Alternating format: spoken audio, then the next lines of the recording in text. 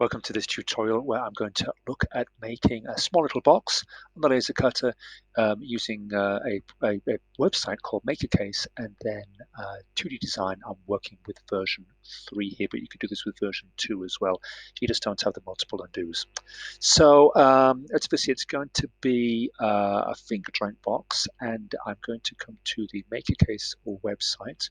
So here I've just typed in MakerCase into a Google search, and it's going to be the first link right here, and I'm going to be able to choose the type of box that I want to work with. So I'm going to go just with a simple box for this tutorial.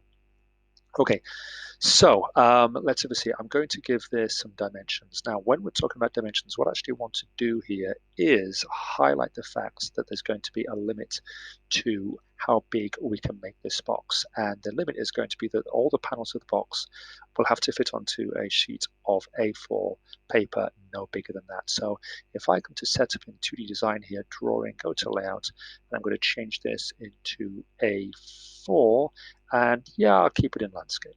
Okay, there we are. So it doesn't look like much has changed there, but you'll notice that my 5mm grid has now got bigger, and that's because effectively I've zoomed in on the page. If I zoom out here, that site was before, this is now A4.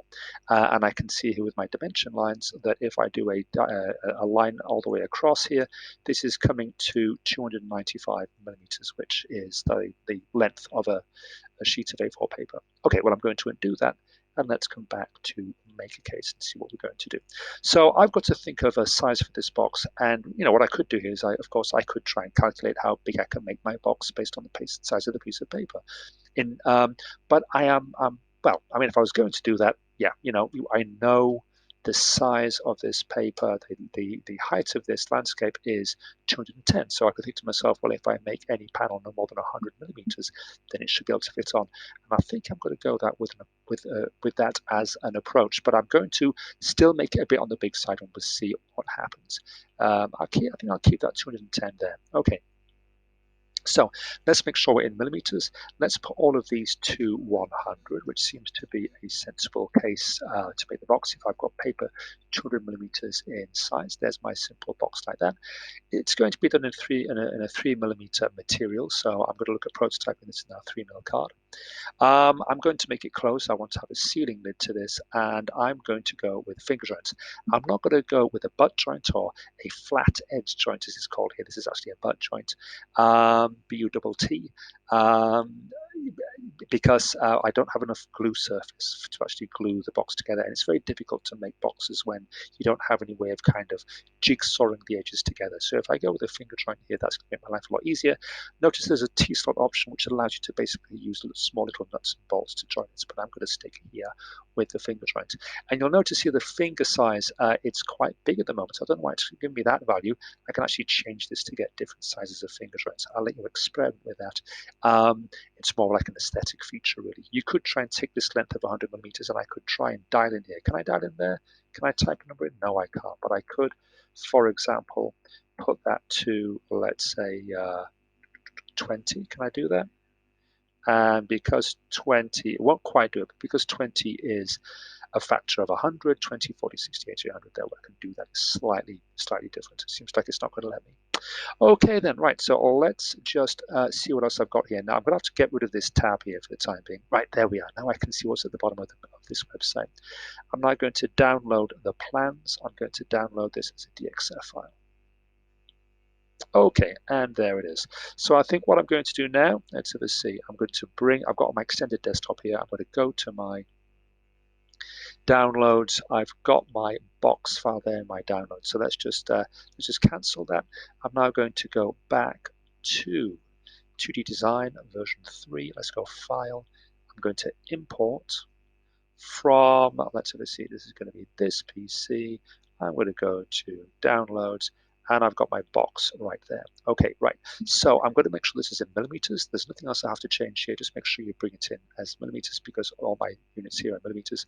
And here lies the problem that I was going to be talking about. If I just space that onto the page, so it's a little margin around the outside, I can see that with a 100mm size box, yep, okay, it's going to fit on the page here in terms of the width, but the length of the page, remember this is 295. I just put this on again. and that's actually 300, but I've gone slightly over there. But this would be 100, 200, 300, and I've got a little space, a little tolerance between each cut. Plus, I also need to make sure I've got space here for the lid to work properly. And if you don't know what I mean by that, then hold on, because I'm going to be looking at that shortly. Right, so what I'm going to do right now is I'm going to pause the video, and I'm going to get the right dimensions, and then, well, let's just do it live. You know what, you can speed up the video if you're bored. Here we go. Let's go here. I'm going to make a width. I'm going to go with, let's say, I'm going to go 75 and 75. It's going to be a little box like that.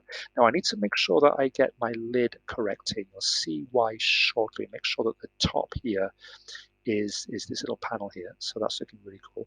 Am I happy with that? I'm not. I'm going to actually make it, let's see. I'm going to make it so that, yeah, that's what I know. That's what I want. So I'm just playing around here with these values. Right, so it's got, now it's like a very tall, thin little box. It's almost like it's going to be for, I don't know, storing short pencils or something like that. Okay, let's go with a box that looks like this. Okay, otherwise my options are all the same. Okay, let's download that. Is it going to let me download?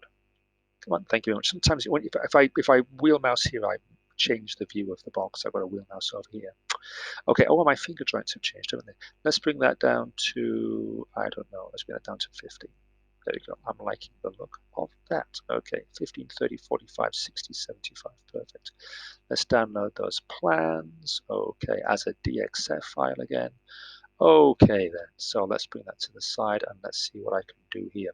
I'm going to select all of this. Let's get rid of it. Let's go File, Import, and I'm going to go with that new box. Okay, millimeters, 100% scale. Okay, so let's see how this looks, and this is looking far more promising. Notice here that I've got grid lock turned on, and again, I'm working with my 5mm grid. Okay, so I've got a little bit of tolerance in here. Let's see if that's going to be enough for everything else to fit. I am hoping so. Now, I'm going to make it so that this is going to have a lid. And how on earth am I going to do that? A nice, neat lid. Well, this is what I'm going to do. I know that in MakerCase here, I have a box which has a width and a depth, so the width and the depth here of 75.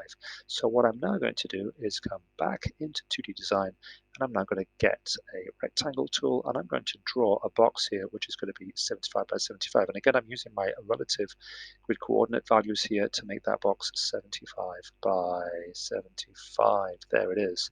So if I take this, it's not going to snap on perfectly because, as you can see here, the net is not quite on the grid there, but that is going to allow me to create a little box, a little lid that fits on top of this finger joint box. So what will happen is, let me just align these. What's going to happen is, let's just, I'm going to draw a line like that. Okay, not very exciting. I'm going to take this. Now notice it's all grouped together. So let's just ungroup this, Control U. Notice now that this is all separate lines. So what I'm now going to do is select all of that. I'm going to group that together.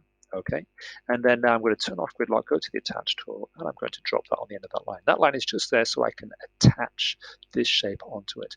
Now I can grab this box here, and what I'm going to do here is in the same way, I'm going to attach it on. Plop, and there we are. And now you can see that the two of them are lining up perfectly.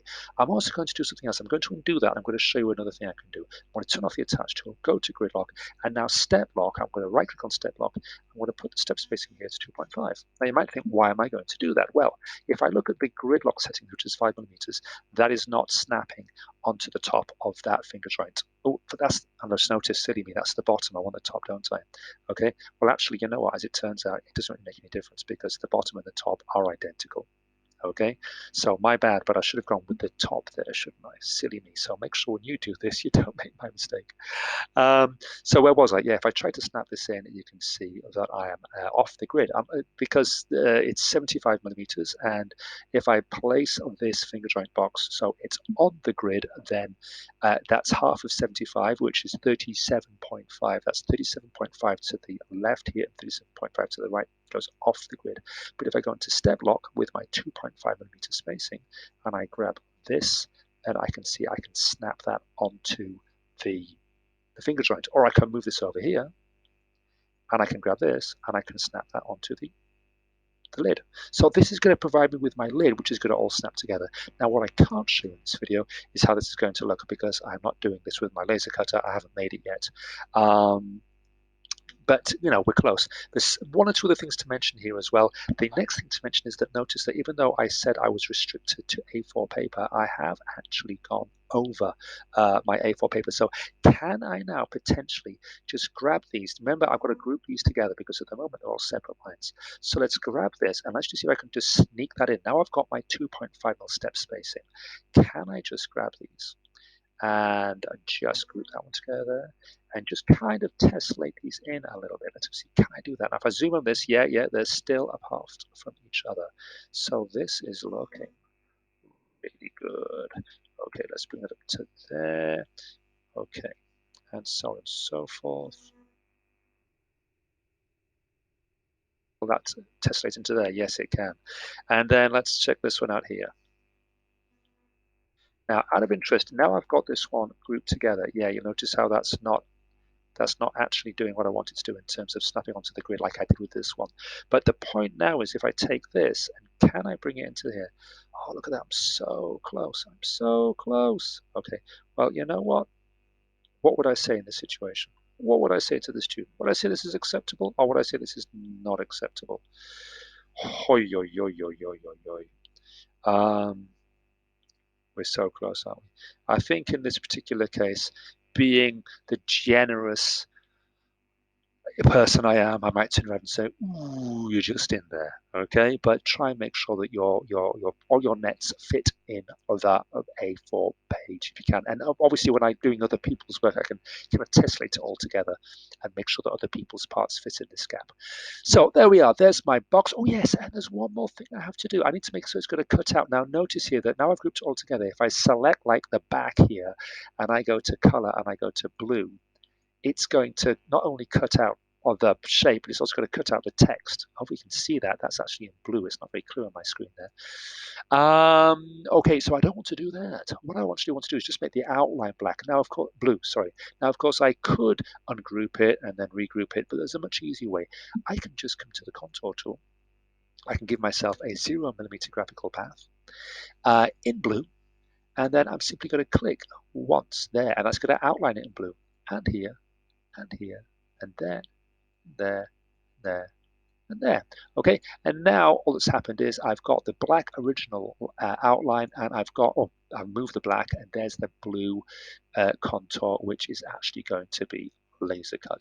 And of course, the last thing to say here, that last thing, and I will shut up, is that I could decorate this in different ways. So I don't want to have it saying back, right, top, left, all the rest of it, but I could add in some nice little, I don't know, windows or some engraved text or some graphics or whatever you want. Okay, so there we go. That's my box finished.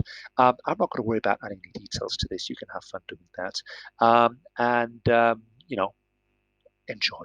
Make a little box, decide what you want to put in there first, might be a good idea, and make sure, please, that it fits on a sheet of A4 paper, if you can, as much as possible. Okay, take care, see you around.